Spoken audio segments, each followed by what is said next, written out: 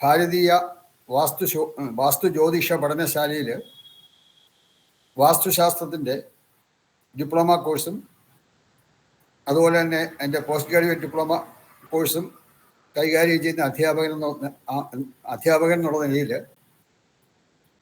ഈ ശാസ്ത്രത്തെപ്പറ്റിയും ഈ ഇൻസ്റ്റിറ്റ്യൂഷൻ അല്ലെങ്കിൽ വാസ്തു ജ്യോതിഷ പഠനശാല എന്നുള്ള ഇൻസ്റ്റിറ്റ്യൂഷനിൽ ഈ ക്ലാസ് എടുക്കുന്ന കാര്യങ്ങളെ പറ്റിയും ഒരു ചെറു വിവരണം, ഒരു ആമുഖം നൽകുക എന്നതാണ് ഇന്നത്തെ ക്ലാസ്സിൽ ഉദ്ദേശിക്കുന്നത്. കാരണം നമ്മൾ വിഷയത്തിലേക്കൊന്നും കാര്യമായിട്ടൊന്നും കിടക്കുന്നില്ല. അതെല്ലാം നമുക്ക് വാസ്തു പഠിക്കാൻ താല്പര്യമുള്ളവർ ക്ലാസ്സിൽ ജോയിൻ ചെയ്യുമ്പോൾ അവിടെ വെച്ച് നമ്മൾ വിഷയവുമായി ബന്ധപ്പെട്ട കാര്യങ്ങൾ പറയും.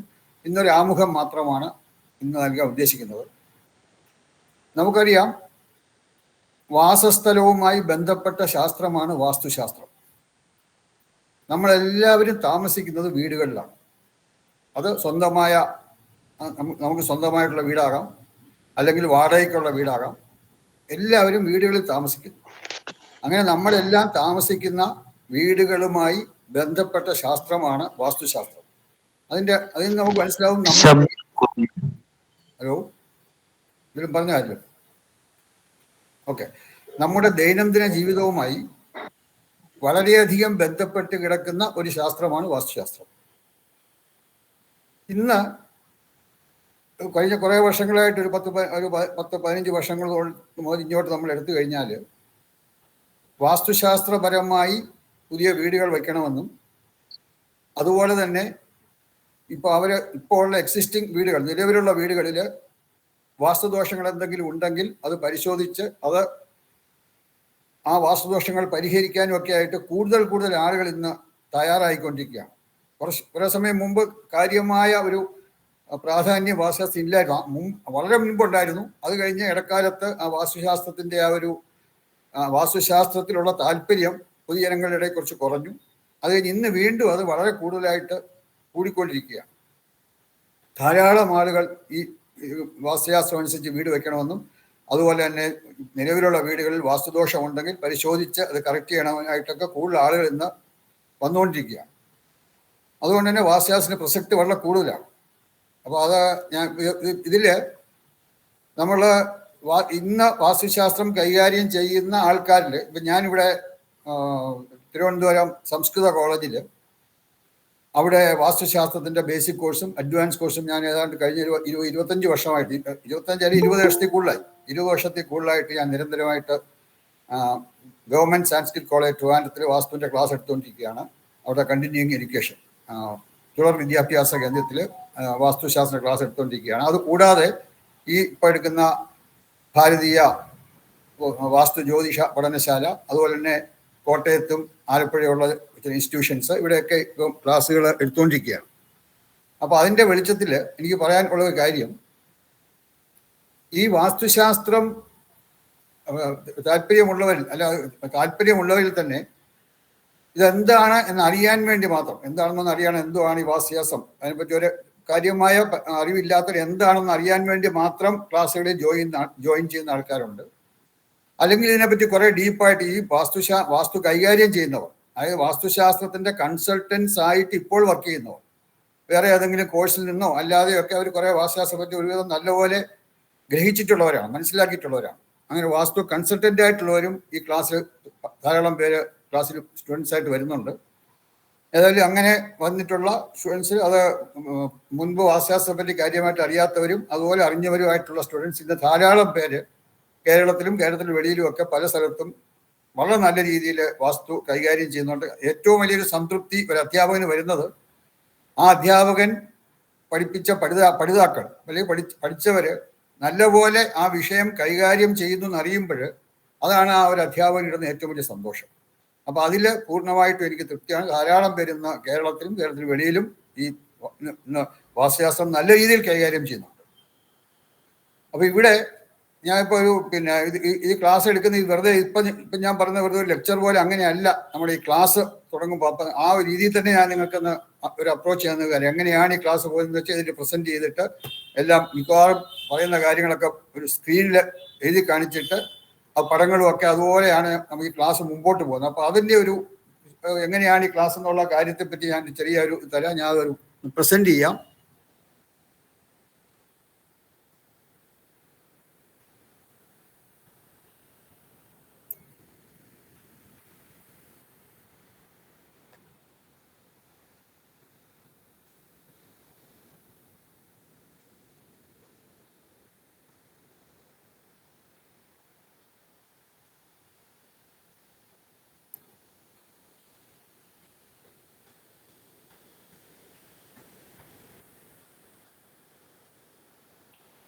ഭാരതീയ വാസ്തു ജ്യോതിഷ പഠനശാല എന്ന് ആ സ്ക്രീനിൽ എഴുതിയേക്കുന്ന എല്ലാവർക്കും കാണാമല്ലോ അല്ലേ? ആർക്കെങ്കിലും കാണുന്നില്ലെങ്കിൽ പറയാം. എല്ലാവർക്കും കാണാമല്ലോ അല്ല? ആരും കാണുന്നില്ലെങ്കിൽ പറയാം. ഓക്കെ. അപ്പം ഭാരതീയ വാസ്തു ജ്യോതിഷ പഠനശാലയില് വാസ്തുശാസ്ത്ര ഡിപ്ലോമ കോഴ്സാണ് ഇപ്പം അതിൻ്റെ ഒരു ആമുഖമാണ് ഇന്ന് നമ്മൾ നടത്തുന്നത്. 2024 കോഴ്സ്.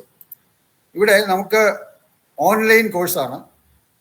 ഈ കോഴ്സിൽ പങ്കെടുക്കുന്നവരിൽ പ്രത്യേകിച്ചും വളരെ ചെറുപ്പമായിട്ടുള്ളവർക്കൊക്കെ ഓൺലൈൻ കോഴ്സൊക്കെ വളരെ കാര്യമായിട്ട് അവർ ചെയ്യാൻ സാധിക്കും. പക്ഷെ കുറച്ച് പ്രായമായിട്ടുള്ളവരുണ്ടെങ്കിൽ അവർക്ക് ചിലപ്പോൾ ഓൺലൈൻ കോഴ്സിൽ അത്ര പ്രാപ്തി ഇല്ലാത്തവരും കാണും. എങ്ങനെയാണ്? അപ്പം അതുകൊണ്ട് നിങ്ങൾ ലാപ്ടോപ്പ് ഉപയോഗിച്ചായാലും അതെല്ലാം മൊബൈൽ ഉപയോഗിച്ചായാലും ഈ ഓൺലൈൻ ക്ലാസ്സിൽ പങ്കെടുക്കുമ്പോൾ അതിൻ്റെ ഓപ്പറേഷൻസ്, അത് ബേസിക് ആയിട്ട് അതിൻ്റെ ഓപ്പറേഷൻസ് ഒന്ന് അറിഞ്ഞിരിക്കണം. അതായത് എങ്ങനെയാണ് ഒരു ലിങ്ക് നിങ്ങൾക്ക് അയച്ചു തരും, ആ ലിങ്ക് ഉപയോഗിച്ച് എങ്ങനെയാണ് ക്ലാസ്സിലേക്ക് കയറുന്നത്, ക്ലാസ്സിൽ നിന്ന് ഇറങ്ങുന്നത്, അതുപോലെ തന്നെ അതിൻ്റെ ശബ്ദം, അതായത് അൺമ്യൂട്ട് ചെയ്യുന്ന നമുക്കിപ്പം ക്ലാസ് എടുത്തുകൊണ്ടിരിക്കുമ്പോൾ എല്ലാവരും മ്യൂട്ട് ചെയ്ത് വെച്ചേക്കണം. അവരുടെ ഫോണായാലും ലാപ്ടോപ്പ് ആയാലും മ്യൂട്ട് ചെയ്ത് വെച്ചില്ലെങ്കിൽ അവിടെയുള്ള ശബ്ദങ്ങളൊക്കെ കേട്ട് ആകെപ്പാടെ നമുക്ക് പഠിപ്പിക്കുന്ന കാര്യങ്ങൾ മനസ്സിലാക്കാൻ പ്രയാസമായിട്ട് വരും. അപ്പോൾ അത് മ്യൂട്ട് ചെയ്ത് വെച്ചേക്കുക. എന്തെങ്കിലും സംശയം ക്ലാസ് എടുത്തുകൊണ്ടിരിക്കുമ്പോൾ സംശയം ചോദിക്കണം എന്നുണ്ടെങ്കിൽ അൺമ്യൂട്ട് ചെയ്തിട്ട് ചോദിക്കാം. ചോദിച്ചു കഴിഞ്ഞിട്ട് വീണ്ടും മ്യൂട്ട് ചെയ്യാം. അപ്പം അതുകൊണ്ട് മ്യൂട്ട് ചെയ്യാനും അൺമ്യൂട്ട് ചെയ്യാനും ഒക്കെ എല്ലാവരും അറിഞ്ഞിരിക്കണം. ചെറുപ്പക്കാരായുള്ളവർക്ക് എല്ലാം അറിയാം. എന്നേക്കാൾ കൃത്യമായിട്ട് അറിയാവുന്നവരാണ് പല ചെറുപ്പക്കാരും. പക്ഷേ കുറച്ച് പ്രായമായവർ ചിലപ്പോൾ അല്ല, അത് അവർ നേരത്തെ തന്നെ മനസ്സിലാക്കി വെക്കണം. അടുത്ത ക്ലാസ് വരുന്നതിന് മുമ്പ് അത് മനസ്സിലാക്കി വെക്കണം.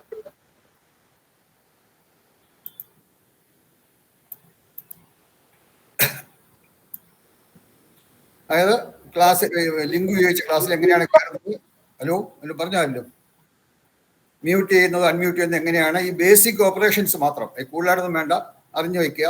അത് ഈ ക്ലാസ്സിൽ പഠിക്കുന്നതിനും മനസ്സിലാക്കുന്നതിനും സഹായകമായിരിക്കും. പിന്നെ നമുക്ക് നമ്മുടെ ആത്മാവിന് ശരീരം എന്നതുപോലെ കാരണം നമ്മുടെ ആത്മാവിന് നിലനിൽപ്പ് വേണേൽ ഒരു ശരീരം വേണം. അപ്പോൾ ആത്മാവിന് ശരീരം എന്നതുപോലെ തന്നെ ശരീരത്തിന് ഒരു വാസസ്ഥലവും ആവശ്യമാണ്.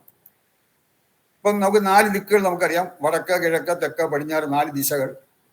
ഇതുകൂടാതെ 4 കോണുകളുണ്ട്. അതായത് വടക്ക് കിഴക്ക് അല്ലെങ്കിൽ ഈശാന്യമൂല എന്ന് പറയും വടക്ക് കിഴക്ക്, അഗ്നിമൂല എന്ന് പറയും തെക്ക് കിഴക്ക്, അതുപോലെ തന്നെ കന്നിമൂല എന്ന് പറയും തെക്ക് പടിഞ്ഞാറ്, വായുമൂല എന്ന് പറയും വടക്ക് പടിഞ്ഞാറ്. ഇതൊക്കെ അതിനെപ്പറ്റി കൂടുതൽ ഡീറ്റെയിൽസ് ക്ലാസ്സിൽ വരുമ്പോൾ മനസ്സിലാക്കാം. അപ്പൊ ഈ 4 ദിശകളും അതുപോലെ ഈ 4 കോണുകളും ഒക്കെ ധാരാളം ഊർജം, പ്രാപഞ്ചിക ഊർജം ഉൾക്കൊള്ളുന്നതാണ് ഈ ദിശകൾക്കും ഈ കോണുകൾക്കും എല്ലാം. ഈ പ്രാപഞ്ചിക ഊർജം ഇതിൽ നിന്ന് വരുന്ന, അതായത് ഈ 4 ദിക്കുകളിൽ നിന്നും, കോണുകളുടെ കാര്യം ഞാൻ അതിനകത്ത് കാണിച്ചിട്ടില്ല, ഈ 4 ദിക്കുകൾ വടക്ക് കിഴക്ക് തെക്ക് പടിഞ്ഞാറ് എന്നുള്ള ദിക്കുകളിൽ നിന്നും പ്രസരിപ്പിക്കുന്ന ആ ഊർജം, അതായത് ആ പ്രാപഞ്ചിക ശക്തിയാണ് ആ ഊർജം. ആ പ്രാപഞ്ചിക ശക്തിയെ മനുഷ്യശക്തിക്ക് നമുക്ക് ഉപകാരപ്രദമായിട്ട്, അതായത് അതിന് ഈ പ്രപഞ്ച ശക്തി വളരെ വലുതാണ്. നമുക്കറിയാം, പ്രപഞ്ചം എന്നൊക്കെ പറഞ്ഞാൽ വളരെ നമുക്ക് ഇമാജിൻ ചെയ്യുന്നതിനേക്കാൾ വലിയൊരു ശക്തി, ഒരു എനർജി പ്രപഞ്ചത്തിനുണ്ട്. ആ പ്രാപഞ്ചിക ശക്തി അല്ലെങ്കിൽ പ്രാപഞ്ചിക ഊർജം എന്ന് പറഞ്ഞാൽ വളരെ വളരെ അതിന് വളരെ വലുത്, മാക്രോ കോസ്മിക് എനർജി എന്ന് പറയും. മാക്രോ കോസ്മിക് എനർജിയും നമ്മളുടെ ഒരു എനർജി എന്ന് പറഞ്ഞാൽ നമ്മളുടെ ഊർജ്ജം, ഓരോ മനുഷ്യന്റെ ഊർജ്ജം എന്ന് പറഞ്ഞാൽ പ്രാപഞ്ചിക ഊർജ്ജമായിട്ട് കമ്പയർ ചെയ്യുമ്പോൾ വളരെ കുറവ്, വളരെ ചെറുതാണ്, മൈക്രോ സ്കെയിലുള്ളതാണ്. അപ്പോൾ അതാണ് മനുഷ്യശക്തി എന്ന് പറയുന്നത്. അല്ലെങ്കിൽ മനുഷ്യശക്തിയുമായിട്ട്, അതായത് മൈക്രോ കോസ്മിക് എനർജിയാണ് നമ്മുടെ ഓരോരുത്തരുടെയും ശക്തി. ഇത് തമ്മിൽ സമന്വയിപ്പിക്കുവാൻ വാസ്തുശാസ്ത്രം, ഇത് രണ്ടും കൂടെ സമന്വയിപ്പിച്ച് മനുഷ്യന് വളരെ നല്ലൊരു തൃപ്തികരമായിട്ടുള്ള ആരോഗ്യപരമായിട്ടും സാമ്പത്തികമായിട്ടും അതുപോലെ റിലേഷൻഷിപ്പ്, ഇങ്ങനെയുള്ള എല്ലാ കാര്യങ്ങൾക്കും മെച്ചമുണ്ടാക്കുന്നതിന് വാസ്തുശാസ്ത്രം സഹായിക്കുന്നു. സമന്വയിപ്പിച്ച് മനുഷ്യർക്ക് പ്രയോജനപ്പെടുത്താൻ വാസ്തുശാസ്ത്രം എങ്ങനെയാണ് അത് ചെയ്യേണ്ടത്, എങ്ങനെയാണ് ഇത് സമന്വയിപ്പിച്ച് മനുഷ്യന് കൂടുതൽ ഗുണകരമായ അവസ്ഥയിലേക്ക് എത്താൻ സാധിക്കുന്നത് എങ്ങനെയാണെന്ന് നമുക്ക് വാസ്തുശാസ്ത്രം കാണിച്ചു തരുന്നു. ഇനി നമുക്കറിയാം, ശരീരത്തിന് രോഗം വരുന്നത് നല്ലതല്ല, നമുക്ക് എല്ലാ പ്രയാസങ്ങളും ഉണ്ടാവും. അപ്പൊ ശരീരം രോഗമുക്തമായിരിക്കണം. അതുപോലെ തന്നെ വാസഗൃഹം വാസ്തുദോഷമുക്തമായിരിക്കണം. വാസഗൃഹത്തിന് വാസ്തുദോഷം ഉണ്ടെങ്കിൽ അത് എന്ത് വാസ്തുദോഷമായാലും അത് ആ വാസ്തുദോഷത്തിന്റെ കാഠിന്യവും അതിൻ്റെ ഏത് തരം വാസ്തുദോഷമാണ് അതൊക്കെ അനുസരിച്ച്, അപ്പോൾ ഒരു വീടാണെങ്കിൽ ആ വീട്ടിൽ താമസിക്കുന്നവർക്ക് പലതരത്തിലുള്ള പ്രയാസങ്ങളും വിഷമങ്ങളും ഉണ്ടാവും. അപ്പോൾ അതുകൊണ്ട് നമുക്കൊരു ഐശ്വര്യവും അതുപോലെ തന്നെ സമൃദ്ധിയും സാമ്പത്തിക അഭിവൃദ്ധിയും ആരോഗ്യവും ഒക്കെ ഒരു വീട്ടിൽ താമസിക്കുന്നതുകൊണ്ട് ഉണ്ടാവണമെങ്കിൽ വാസഗൃഹം അല്ലെങ്കിൽ ആ വീട് അല്ലെങ്കിൽ ആ കെട്ടിടം വാസ്തുദോഷ മുക്തമായിരിക്കണം. അതുപോലെ ദോഷമുക്തമായ വാസഗൃഹം നിർമ്മിക്കാൻ, ഇങ്ങനെ വാസ്തുദോഷമൊന്നും ഇല്ലാതെയുള്ള ഒരു വാസഗൃഹം അല്ലെങ്കിൽ വീട് നിർമ്മിക്കാനും. അപ്പൊ ഇതിപ്പോ അങ്ങനെ ഇപ്പൊ ഒരു കാര്യം നമ്മൾ മനസ്സിലാക്കാനുള്ള കറക്റ്റായിട്ട് പ്ലാനൊക്കെ വരച്ചു. ഒരു വാസ്തുദോഷമൊന്നും ഇല്ലാത്ത വിധത്തിൽ എല്ലാ അളവുകളും എല്ലാ കാര്യങ്ങളും 100% കറക്റ്റായിട്ട് പിന്നെ നമ്മുടെ ഒരു വാസഗൃഹത്തിന് വേണ്ടിയുള്ള എല്ലാ പ്ലാൻ കൊടുത്താലും ചെയ്യുന്നവർ ചിലപ്പോൾ അത് കറക്റ്റ് ആയിരിക്കണമെന്നില്ല. ഈ ചെയ്യുന്നവർക്ക് ചിലപ്പോൾ ഇതിലുള്ള ഒന്നുകിൽ അശ്രദ്ധ കൊണ്ട് അല്ലെങ്കിൽ അറിവില്ലായ്മ കൊണ്ട് ഒക്കെ ഇവര് ഈ അളവുകളിലോ അല്ലെങ്കിൽ മറ്റു പല കാര്യങ്ങളിലോ ഒക്കെ ചില കൊടുക്കുന്ന ഡയറക്ഷൻ അനുസരിച്ചായിരിക്കില്ല ചിലപ്പോൾ അവിടെ വരുന്നത്. അപ്പൊ അങ്ങനെ വരുമ്പോൾ അത് ചില വാസ്തുദോഷങ്ങൾ ഉണ്ടാകും. അപ്പൊ അങ്ങനെ നമ്മൾ അറിയാതെ പിന്നീട് വരുന്ന വാസ്തുദോഷങ്ങൾ എങ്ങനെ പരിഹരിക്കണം അതും വാസ്തുശാസ്ത്രം നമുക്കറിയാം. അതായത് ദോഷമുക്തമായ വാസഗൃഹം നിർമ്മിക്കാനും, അങ്ങനെ നിർമ്മിക്കുമ്പോൾ എന്തെങ്കിലും വാസ്തുദോഷം നമ്മൾ അറിയാതെ കടന്നുകൂടിയാൽ 100% കറക്റ്റായിട്ട് നമ്മൾ ഡിസൈൻ ചെയ്താലും നമ്മൾ അറിയാതെ ചിലപ്പോൾ ചില വാസ്തുദോഷങ്ങൾ അതിനകത്ത് വന്നു എന്ന് വരാം. അങ്ങനെ വന്നാൽ അതിന് പരിഹരിക്കാനുള്ള മാർഗങ്ങൾ വാസ്തുശാസ്ത്രം നമുക്ക് തരുന്നുണ്ട്, വാസ്തുശാസ്ത്രം നമ്മൾ നിർദ്ദേശിക്കുന്നുണ്ട്. അപ്പോൾ ഈ കാര്യങ്ങളൊക്കെ നമുക്ക് സിലബസിൽ വരുമ്പോൾ കൂടുതൽ ഡീറ്റെയിൽ ആയിട്ട് പഠിക്കാം. അതുപോലെ തന്നെ ഒരു വാസ്തുശാസ്ത്രത്തിന് നമ്മുടെ ഭാരതത്തിൻ്റെ ആ ഒരു ജിയോഗ്രഫി അല്ലെങ്കിൽ ഭാരതത്തിൻ്റെ ആ ഒരു കിടപ്പ് നമ്മൾ നോക്കിയാൽ വാസ്തുശാസ്ത്രത്തിന് അനുകൂലമല്ല. വാസ്തുശാസ്ത്രത്തിന് അനുകൂലമായിട്ടുള്ള ഒരു ജിയോഗ്രഫി അല്ല നമ്മുടെ ഭാരതത്തിൻ്റെ. കാരണം നിങ്ങളിനി വാസ്തുശാസ്ത്രം വരും പലർക്കും ചിലപ്പോൾ അറിയാമായിരിക്കും ഇപ്പോൾ ഉള്ളവർക്ക് തന്നെ. അല്ലെങ്കിൽ വാസ്തുശാസ്ത്രത്തിൽ വടക്ക് വശം വടക്ക് കിഴക്ക് ഒക്കെ താഴ്ന്നും തെക്ക് വശവും പടിഞ്ഞാറ് വശവും ഒക്കെ പൊങ്ങിയിരിക്കുന്നത് നല്ലതാണ്. ഒരു വീടിൻ്റെ ആയാലും ഒരു പ്ലോട്ട് അല്ലെങ്കിൽ വസ്തുവിൻ്റെ ആയാലും കിഴക്കും വടക്ക് കിഴക്കും ഒക്കെ താന്നിരിക്കുന്നതും തെക്കും തെക്ക് പടിഞ്ഞാറും ഒക്കെ പൊങ്ങിയിരിക്കുന്നതും നല്ലതാണ്. പക്ഷെ നമ്മുടെ ഭാരതം നോക്കുക, കിഴക്കും വടക്ക് കിഴക്കും ഒക്കെ നോക്കിയാൽ ഹിമാലയ പർവ്വതം വളരെ അങ്ങേയറ്റം ഉന്നതിയിലുള്ള വളരെയധികം ഭാരമുള്ള ഹിമാലയ പർവ്വതം, തെക്ക് പടിഞ്ഞാറൊക്കെ സമുദ്രമാണ്, വലിയ കുഴിയും ഒക്കെയാണ്. അപ്പൊ നേരെ വിപരീതമാണ് നമ്മുടെ ഭാരതത്തിന്റെ കിടപ്പെന്ന് പറയുന്നത്. ഭാരതത്തിന്റെ ഭൂമിശാസ്ത്രം എന്ന് പറയുന്നത് വാസ്തുവിന് നേരെ എതിരാണ്. അപ്പൊ അതുകൊണ്ട് തന്നെ നമുക്ക് അതുകൊണ്ടുള്ള ദോഷങ്ങൾ ഭാരതത്തിൽ താമസിക്കുന്ന എല്ലാവർക്കും ഉണ്ടാവും. അപ്പൊ ആ ദോഷത്തെ കവച്ചു വെക്കുന്ന വിധം നല്ല രീതിയിൽ വാസ്തുശാസ്ത്രം അനുസരിച്ച് വാസ്തുശാസ്ത്രത്തിന് കൂടുതൽ പ്രാധാന്യം കൊടുത്ത് വീടുകളും വാസസ്ഥലങ്ങളും എല്ലാം നിർമ്മിച്ചാൽ മാത്രമേ ഈ ഭാരതത്തിന്റെ വാസ്തുദോഷത്തിന്റെ ആ ഒരു ദോഷം നമുക്ക് വിട്ടുമാറുള്ളൂ. അപ്പൊ അത് നമ്മൾ വളരെ ശ്രദ്ധിക്കണം. പ്രത്യേകിച്ച് മറ്റു പല രാജ്യങ്ങളും ഉള്ളവരെക്കാളും ഭാരതീയർ നമ്മൾ വാസ്തുശാസ്ത്രം കൂടുതൽ പ്രാധാന്യം കൊടുത്ത് ശ്രദ്ധിക്കണം. ഇനി അതിലും വേറൊരു കാര്യം കൂടെ, നമ്മുടെ ഭാരതത്തിൽ തന്നെ നമ്മൾ കേരളത്തിലാണ്. കേരളത്തിന്റെ സ്ഥിതി ഒന്ന് നോക്കൂ. കിഴക്കും പടിഞ്ഞാറുമായിട്ട് നോക്കിക്കഴിഞ്ഞാൽ കിഴക്ക് വശം ഭാരവും പൊക്കവും കുറഞ്ഞിരിക്കുന്നതും പടിഞ്ഞാറ് വശം ഭാരവും പൊക്കവും കൂടിയിരിക്കുന്നതും നല്ലതാണ്. പക്ഷെ കേരളത്തിലെ അവസ്ഥയോ, കിഴക്ക് വശത്ത് സഹ്യപർവ്വതം വെയിറ്റ് കൂടുതലാണ്, പടിഞ്ഞാറ് വശത്ത് അറബിക്കടൽ. അപ്പം കേരളത്തിന് നേരെ വിപരീതമാണ്. അപ്പം വാസ്തുശാസ്ത്രത്തിന് വിപരീതമായിട്ടുള്ള ഭാരതഭൂമിയിൽ അതേപോലെ വാസ്തുശാസ്ത്രത്തിന് വിപരീതമായിട്ടുള്ള കേരളത്തിലുമാണ് നമ്മളിപ്പോൾ ജീവിക്കുന്നത്. അപ്പൊ ഈ രണ്ടിൻ്റെയും ദോഷഫലങ്ങൾ നമുക്കുണ്ട്. അത് നമ്മൾ ഒന്നും ചെയ്തില്ലെങ്കിലും ഉണ്ട്. അപ്പൊ ആ ദോഷഫലങ്ങളെയും മാറ്റത്തക്കവണ്ണം വാസ്തുശാസ്ത്രപരമായിട്ട് നമ്മൾ കൂടുതൽ വാസ്തുശാസ്ത്രപരമായിട്ട് നമ്മൾ ആലോചിച്ച് അതങ്ങനെ ചെയ്തായി കഴിഞ്ഞാൽ മാത്രമേ നമുക്ക് ദോഷഫലങ്ങൾ കൂടാതെ ഒരു സമൃദ്ധിയും സമാധാനവും സന്തോഷവും ആരോഗ്യവും ഒക്കെ ഉള്ള ഒരു ജീവിതം നയിക്കണമെങ്കിൽ ഇത് നമുക്കുള്ള നമ്മുടെ ഭാരതത്തിനും കേരളത്തിനുമുള്ള വാസ്തുദോഷങ്ങൾ, അതായത് നാച്ചുറലായിട്ടുള്ള പ്രകൃതിദത്തമായിട്ടുള്ള ദോഷങ്ങളെ കവച്ചു വെക്കത്തക്കൊണ്ടുള്ള വാസ്തു നമ്മൾ അവിടെ പ്രയോഗിക്കേണ്ടി വരും. അതിന് വാസ്തുശാസ്ത്രത്തിന് അനുകൂലമായൊരു ഭൂപ്രകൃതി അല്ല ഭാരതത്തിനുള്ളത്. വടക്കും വടക്കു കിഴക്കും ഉന്നതങ്ങളായ പർവ്വതനിരകളും അതുപോലെ തന്നെ തെക്കും തെക്ക് പടിഞ്ഞാറും സമുദ്രത്തിൻ്റെയും സാന്നിധ്യം വാസ്തുവിധികൾക്ക് അനുകൂലമല്ല. അപ്പോൾ അതുമല്ല കേരളത്തിലോ, ഞാൻ പ്രത്യേകം പിന്നെ പറഞ്ഞിട്ട് ഞാൻ ക്ലാസ് പറയുന്നുള്ളൂ. കേരളത്തിലും പടിഞ്ഞാറ് വശം സമുദ്രവും കിഴക്ക് വശം സഹ്യപർവ്വത നിലയും വരുന്നതും വാസ്തുവിന് ഈ രണ്ടും വാസ്തുവിധിക്കെതിരാണ്. അപ്പൊ അതുകൊണ്ട് വാസ്തുവിധികൾക്ക് അനുകൂലമായിട്ടുള്ള രാജ്യങ്ങളെക്കാൾ വാസ്തുശാസ്ത്ര വിധികൾക്ക് ഭാരതത്തിൽ കൂടുതൽ പ്രാധാന്യം കൊടുക്കേണ്ടതുണ്ട്. ആ ഭാരതത്തിൽ കൊടുക്കുന്നതിനേക്കാൾ കൂടുതൽ പ്രാധാന്യം കേരളത്തിൽ കൊടുക്കണം. കാരണം കേരളത്തില് വീണ്ടും പടിഞ്ഞാറ് വശം താർന്നും കിഴക്ക് വശം പൊങ്ങി കിടക്കുകയാണ്, നേരെ വിപരീതമാണ്. അതുപോലെ വാസ്തുശാസ്ത്രം എന്ന് പറയുന്നത് മനുഷ്യന്റെ വാസഗൃഹ സംബന്ധികളായ തത്വങ്ങളെ പ്രതിപാദിക്കുന്ന ശാസ്ത്രമാണ്. നമ്മുടെ വാസഗൃഹവുമായിട്ട് ബന്ധപ്പെട്ട തത്വങ്ങൾ പറയുന്നതാണ്. അത് മനുഷ്യനിലായാലും പ്രകൃതിയിലായാലും അന്തർലീനങ്ങളായ ശക്തികൾ. എന്താണ് ഈ അന്തർലീനങ്ങളായ ശക്തികൾ? നമുക്ക് കണ്ണുകൾക്കും അല്ലെങ്കിൽ ചെവിക്കും ഒക്കെ അങ്ങനെ മനസ്സിലാക്കാവുന്ന ശക്തികളുണ്ട്, മനസ്സിലാക്കാൻ സാധിക്കാത്ത ശക്തികളും പ്രകൃതിയിലുണ്ട്. അങ്ങനെ അന്തർലീനമായിട്ടുള്ള ശക്തികൾ മനുഷ്യരിലും പ്രകൃതിയിലുമുണ്ട്. ഈ ശക്തികളുടെ പ്രവർത്തനങ്ങളെയും പ്രതിപ്രവർത്തനങ്ങളെയൊക്കെ വിശദീകരിക്കുന്ന ഒരു ശാസ്ത്രമാണ് വാസ്തുശാസ്ത്രം. നമ്മുടെ ശരീരം എന്ന് പറഞ്ഞാൽ പ്രാണേന്ദ്രിയ പ്രാണൻ, ഇന്ദ്രിയൻ, ആത്മാവ്, ഇന്ദ്രിയം, ആത്മാവ്, മനസ്സ്, ഇതിന്റെ എല്ലാം കൂടെ ഉള്ള ഒരു ആലയമാണ്. അതുപോലെ നമ്മുടെ വാസഗൃഹം, ആ ശരീരത്തിന്റെ വാസസ്ഥലം അല്ലെ ആലയമാണ് നമ്മുടെ വാസഗൃഹം. അപ്പൊ ഈ വാസഗൃഹം പ്രത്യക്ഷമായിട്ട് നമ്മുടെ ശരീരത്തെയും പരോക്ഷമായിട്ട് നമ്മുടെ പ്രാണൻ, ഇന്ദ്രിയം, ആത്മാവ്, മനസ്സ് ഇതിനെല്ലാം സ്വാധീനിക്കുകയും അതിന് ഗുണങ്ങളോ അല്ലെങ്കിൽ ദോഷങ്ങളോ ഉണ്ടാക്കാനും ആ വാസഗൃഹം കാരണമാകുന്നുണ്ട്. അത് വാസഗൃഹം പ്രത്യക്ഷമായി ശരീരത്തിനെയും പരോക്ഷമായി ആത്മീയേന്ദ്രിയ മനസ്സുകളെയും സംരക്ഷിക്കുന്നു. നമുക്കറിയാം, തണുപ്പ് വളരെ അങ്ങേയറ്റമുള്ള മഞ്ഞ്, കോച്ചി മരവിപ്പിക്കുന്ന മഞ്ഞ്, നമ്മുടെ കേരളത്തിൽ നിന്ന് അത്ര കോച്ചി മരവിപ്പിക്കുന്ന മഞ്ഞ് പൊതുവേ ഇല്ല, പക്ഷെ എന്നാലും അങ്ങനെയുള്ള സ്ഥലങ്ങളുണ്ട്. അങ്ങനെ കോച്ചി മരവിപ്പിക്കുന്ന മഞ്ഞ്, കോരിച്ചൊരിയുന്ന മഴ, ചുട്ടുപൊള്ളുന്ന മണലാരണ്യം, ആഞ്ഞു വീശുന്ന കാറ്റ്, ഇതിൽ നിന്നെല്ലാം ഒരു ഗ്രഹം മനുഷ്യന് സംരക്ഷണം നൽകുന്നു, വീട്. അപ്പൊ അങ്ങനെ മനുഷ്യന്റെ ഏറ്റവും ആവശ്യങ്ങളായ പലതും ഉള്ളതിൽ ആഹാരം, വായു, ആഹാരം, ജലം, ഇതൊക്കെ കഴിഞ്ഞു കഴിഞ്ഞാൽ പിന്നെ ഏറ്റവും പ്രധാനപ്പെട്ടാണ് വിശ്രമവും നിദ്രയും. ഈ വിശ്രമവും നിദ്രയും നമുക്ക് ലഭിക്കുന്ന ഗ്രഹത്തിൽ നിന്നാണ്. ആ ഗ്രഹമാണ് നമുക്ക് പ്രദാനം ചെയ്യുന്നത്. അപ്പൊ ശരീരത്തെ ആരോഗ്യപൂർണ്ണമായിട്ട് നിലനിർത്തണമെങ്കിൽ അതിന് നമ്മുടെ വൈദ്യശാസ്ത്രം നമ്മളെ സഹായിക്കും. ശരീരത്തിന് ആരോഗ്യം നൽകാൻ വൈദ്യശാസ്ത്രത്തിൽ വിധികളുണ്ട്. ആ വിധികളനുസരിച്ച് നമുക്ക് ശാരീരിക ആരോഗ്യം നിലനിർത്താൻ സഹായിക്കും. അതുപോലെ തന്നെ സുഖസന്തോഷപൂർണമായിട്ടൊരു ജീവിതം പ്രദാനം ചെയ്യുന്ന വാസസ്ഥലം നിർമ്മിക്കുവാൻ നമ്മളെ വാസ്തുശാസ്ത്രം സഹായിക്കും. നമ്മൾ ജീവിതത്തിന്റെ ഏതാണ്ട് 3/4 ഭാഗവും നമ്മൾ വീട്ടിലാണ് കഴിച്ചു കൊടുക്കുന്നത്. അപ്പോൾ പ്രസ്തുത വീടുകളിൽ സന്തോഷവും സമാധാനവും ഐശ്വര്യവും സാമ്പത്തിക അഭിവൃദ്ധിയൊക്കെ വാസ്തുശാസ്ത്രം ഉറപ്പുവരുത്തുന്നു. ഇനി നമുക്ക് ഒരു സാധാരണ ഒരു വാസ്തു കൺസൾട്ടന്റും ഇപ്പൊ നമുക്ക് പുതിയ ഒരു എഞ്ചിനീയർ അല്ലെങ്കിൽ ആർക്കിടെക്റ്റുമായിട്ട് ഉള്ള ഒരു ചെറിയൊരു താരതമ്യം ഞാൻ പറയുകയാണ്. അതായത് ഒരു ആർക്കിടെക്റ്റ് ഒരു വീട് ഡിസൈൻ ചെയ്യുമ്പോൾ പ്രധാനമായിട്ടും 3 കാര്യങ്ങളാണ് അവർ ശ്രദ്ധിക്കുന്നത്. ഒന്ന്, അതിന്റെ ഉറപ്പ്.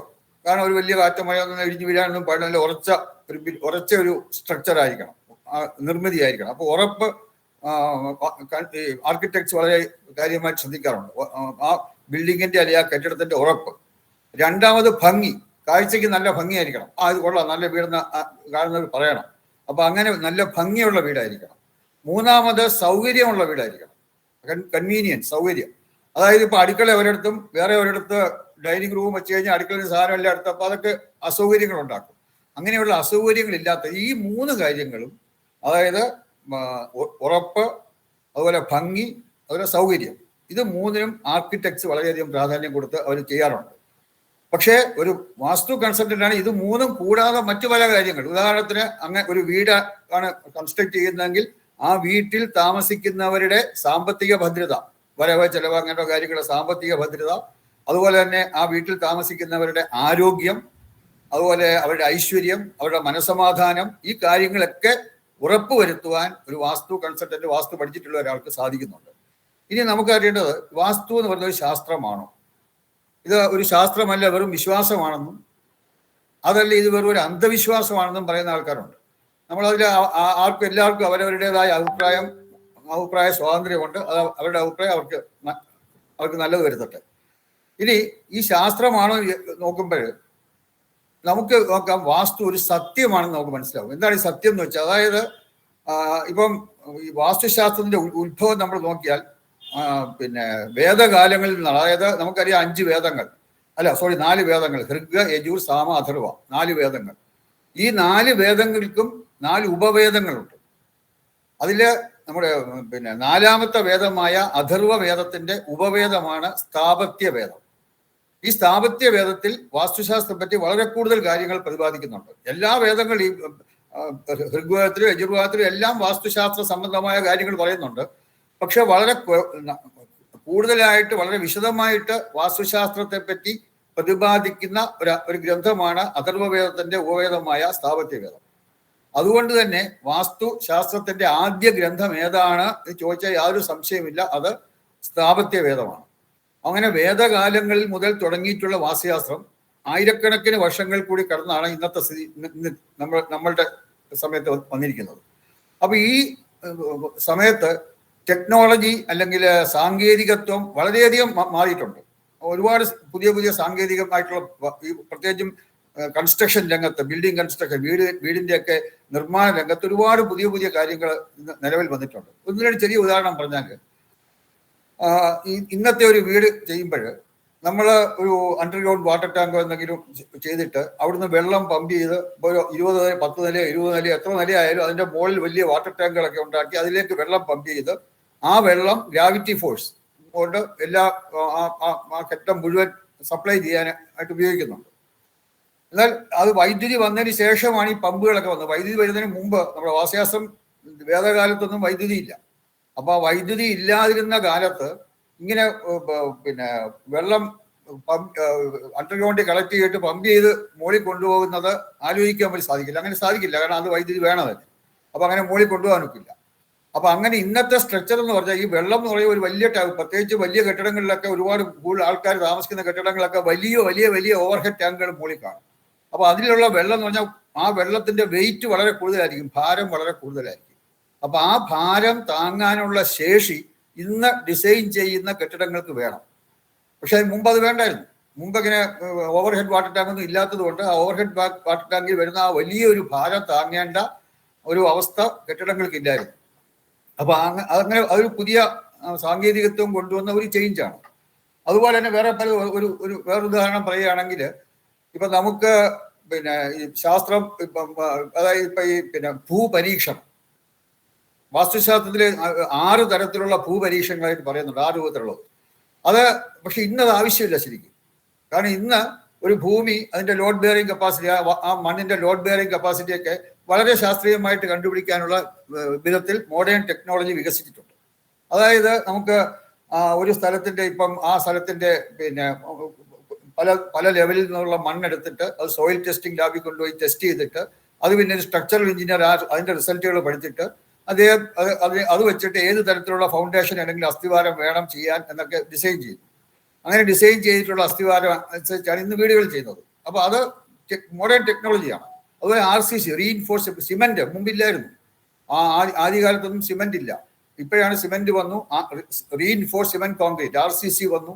ഇതൊക്കെ കൊണ്ട് പഴയ കാലത്ത് വാസ്തുശാസ്ത്രമൊക്കെ പറഞ്ഞിട്ടുള്ളതെന്ന് വെച്ചാല് ആ വീടിന്റെ വീതി, അപ്പൊ ഹൈറ്റ് കൂടുന്തോറും വീതിയും കൂട്ടണം.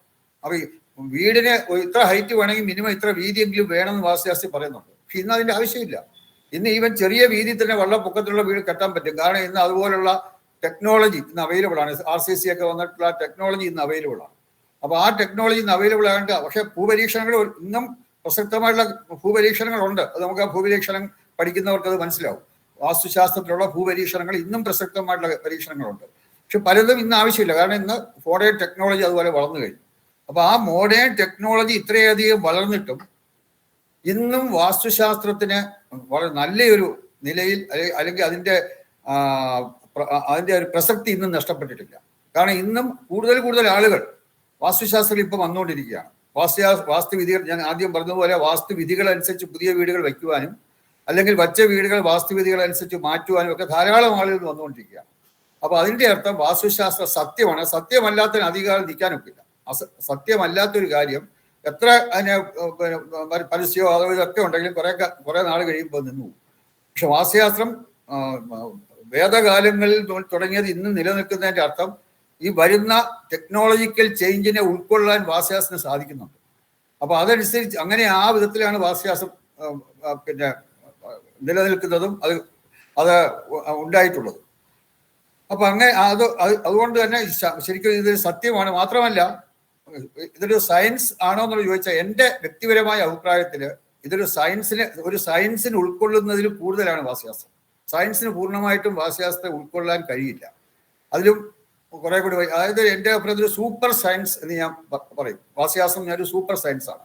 കാരണം സയൻസിന്റെ ആ ഒരു ചട്ടക്കൂട്ടിനകത്ത് ഒതുങ്ങുന്നതല്ല വാസ്തുശാസ്ത്രം.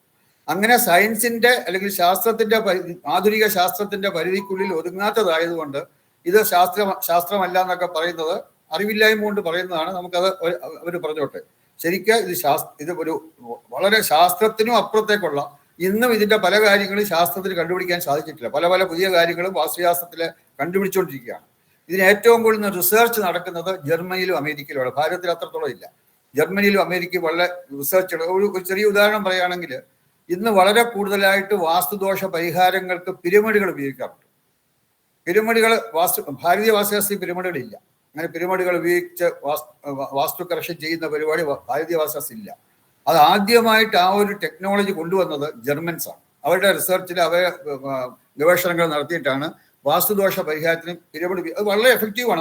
നമ്മൾ വളർത്ത് ഉപയോഗിച്ചിട്ട് വളരെ എഫക്റ്റീവായിട്ട് ഉപയോഗിക്കുകയും ചെയ്യാം. ശരിയായ വിധത്തിൽ അതിൻ്റെ മെറ്റീരിയലും അതിൻ്റെ അളവുകളും അതിൻ്റെ പിന്നെ സ്ഥാപനം ഇതെല്ലാം നമുക്ക് ഇവിടെ പഠിക്കുന്നുണ്ട്. നിങ്ങൾക്ക് പഠിക്കാനുണ്ട് ഈ കാര്യങ്ങളൊക്കെ.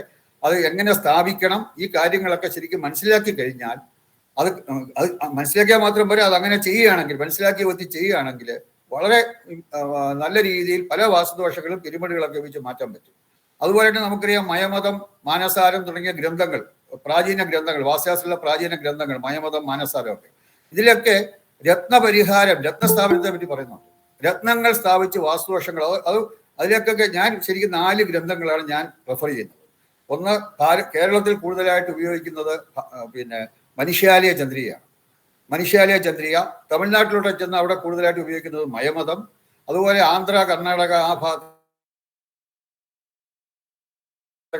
ഉത്തരേന്ത്യയിലൊക്കെ പോയി കഴിഞ്ഞാൽ അവിടെ കൂടുതൽ ഉപയോഗിക്കുന്ന ബൃഹത്സംഹിത. ബൃഹത്സംഹിതയിൽ മറ്റു പല കാര്യങ്ങളുണ്ട്, ജ്യോതിഷമൊക്കെ ആയിട്ട് ബന്ധപ്പെട്ട ഒരുപാട് കാര്യങ്ങളുണ്ട്. പക്ഷെ ബൃഹത്സംഹിതയിൽ വാസ്തുശാസ്ത്രത്തെ പറ്റി വളരെ കൂടുതലായിട്ട് പറയുന്നുണ്ട്. നോർത്ത് ഇന്ത്യയിൽ ഏറ്റവും കൂടുതലായിട്ട് ഫോളോ ചെയ്യുന്ന വാസ്തു ഗ്രന്ഥം എന്ന് പറഞ്ഞാൽ ബൃഹത്സംഹിതയാണ്. ഈ ഗ്രന്ഥങ്ങളിൽ തന്നെ വളരെ വ്യത്യാസമുണ്ട്. ഒരു ചെറിയ ഉദാഹരണം ഞാൻ പറയാം. അതായത് ഇപ്പം ഈ ഗ്രന്ഥങ്ങളിൽ തമ്മിലുള്ള വ്യത്യാസത്തിൽ ഇപ്പം നമുക്കറിയാം, കേരളത്തിലുള്ള പല വീടുകളിലും വടക്ക് കിഴക്ക് അടുക്കളയുണ്ട്. വടക്ക് കിഴക്ക് അല്ലെങ്കിൽ നോർത്ത് ഈസ്റ്റ് അല്ലെങ്കിൽ ഈശാന്യ മൂല എന്ന് പറഞ്ഞ സ്ഥലത്ത് അടുക്കള വരുന്നുണ്ട് വീടിൻ്റെ. കാരണം കേരളത്തിൽ ഏറ്റവും കൂടുതൽ ഫോളോ ചെയ്യുന്ന മനുഷ്യാലയ ചന്ദ്രികയിൽ വടക്ക് കിഴക്ക് അടുക്കളയാകാമെന്ന് പറയുന്നുണ്ട്. അപ്പോൾ അതുകൊണ്ട് കേരളത്തിൽ വടക്ക് കിഴക്ക് അടുക്കള വരുന്നുണ്ട്. അതേസമയം ബൃഹത്സംഹിത പ്രത്യേകം പറയുന്നുണ്ട് വടക്ക് കിഴക്ക് അടുക്കള വളരെ മോശമാണ്. അടുക്കളയ്ക്ക് തെക്ക് പടിഞ്ഞാറ് അല്ലെങ്കിൽ കന്നിമൂലയും വടക്ക് കിഴക്ക് അല്ലെങ്കിൽ ഈശാന്യമൂലയും വളരെ മോശമാണ്, ഒരിക്കലും പാടില്ല എന്നാണ് നമ്മുടെ ബൃഹത്സംഹിതയിൽ പറയുന്നത്. അപ്പൊ അത് ഇത് രണ്ടും മോശമായ ഗ്രന്ഥങ്ങളല്ല. 2 ഗ്രന്ഥങ്ങൾ വളരെ, മനുഷ്യാലയ മോശമല്ല. മനുഷ്യാലയ കേരളത്തിലാണെങ്കിലും അതും വളരെയധികം വാസ്തു കാര്യങ്ങൾ കേരളത്തിൽ ഏറ്റവും കൂടുതൽ ഫോളോ ചെയ്യുന്ന ബുക്കാണ്. അതുപോലെ തന്നെ ബൃഹത്സംഹിതയും വളരെ വളരെ പ്രശസ്തിയുള്ള ബുക്കാണ്. ഒരു പ്രാചീന വാസ്തു ഗ്രന്ഥമാണ്. വാസ്തു മാത്രമല്ല പല കാര്യങ്ങളും. അപ്പൊ ഇതിൽ രണ്ടിലും പറഞ്ഞ തെറ്റാണെന്ന് പറയാൻ പറ്റില്ല. പക്ഷെ ഇത് നേരെ വിപരീതമായ കാര്യങ്ങളാണ് ഇതിൽ പറയുന്നത്. വേറെ കാര്യം പറഞ്ഞാൽ മാനസാര, അത് കർണാടകയിലും ആന്ധ്രയിലും ഒക്കെ കൂടുതൽ ഫോളോ ചെയ്യുന്ന ഗ്രന്ഥം മാനസാരയാണ്.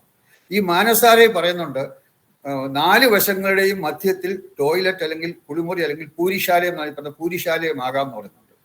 പൂരിശാല ടോയ്ലറ്റ്, അതായത് വടക്കിന്റെ മധ്യം, കിഴക്കിന്റെ മധ്യം, തെക്കിന്റെ മധ്യം, പടിഞ്ഞാറിന്റെ മധ്യം, 4 ദിശകളുടെയും മധ്യത്തിൽ ടോയ്ലറ്റ് ആകാം എന്ന് മാനസാര പറയുന്നുണ്ട്. പക്ഷെ അതേസമയം ബൃഹത്സംഹിതയിൽ പറയുന്നത് കിഴക്കിന്റെ മധ്യത്തിൽ ടോയ്ലറ്റ് വരിക. കിഴക്കെന്ന് പറഞ്ഞാൽ അഷ്ടദിക്പാലകർ എന്നൊരു ഇതുണ്ട്. അതിൽ ഇന്ദ്രന്റെ സ്ഥലമാണ് കിഴക്ക്.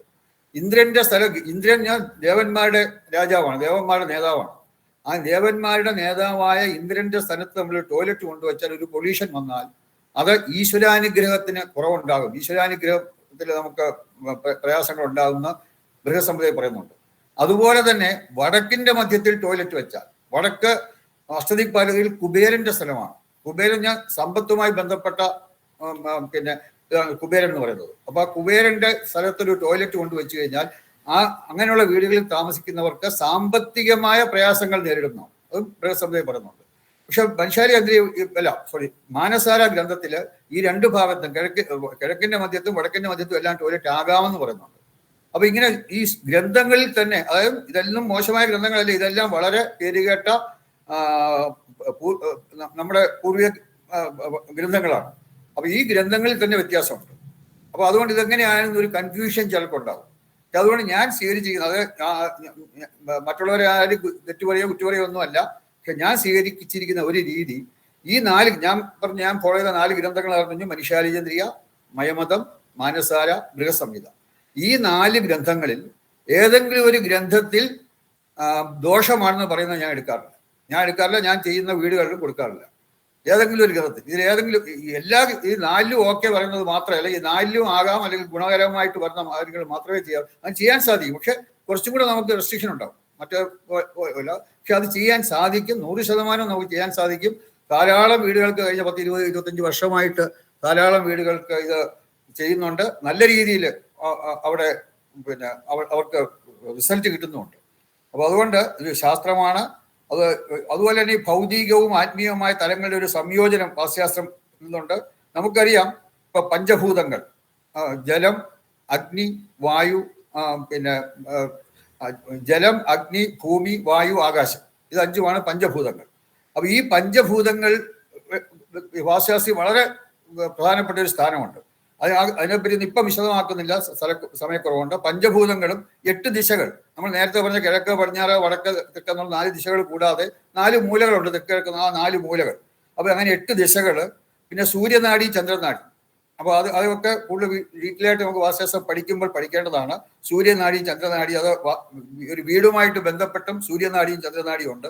ആ സൂര്യനാടി എന്ന് പറഞ്ഞാൽ അത് നെഗറ്റീവ് എനർജി കൂടുതലായിട്ടുള്ളതും, ചന്ദ്രനാടി എന്ന് പറഞ്ഞാൽ പോസിറ്റീവ് എനർജി കൂടുതലായിട്ടുള്ള കാര്യങ്ങളൊക്കെ നമുക്ക് വിശദമായിട്ട് വരുന്നതാണ്. അങ്ങനെ സൂര്യനാടി, ചന്ദ്രനാടി. പിന്നെ വിവിധ തര ഊർജങ്ങൾ, 53 തര ഊർജങ്ങളുണ്ടെന്നാണ് വാസ്തുശാസ്ത്രം പറയുന്നത്. 53 അതായത് നമുക്കറിയാം സൗരോർജം, വെയിലും, അതുപോലെ തന്നെ പിന്നെ മാഗ്നറ്റിക് എനർജി, അല്ലെങ്കിൽ വടക്ക് നിന്ന് തെക്കോട്ട് നിരന്തരമായിട്ട് പ്രവഹിച്ചുകൊണ്ടിരിക്കുന്ന മാഗ്നറ്റിക് എനർജി, അല്ലെങ്കിൽ കാന്തിക ഊർജം.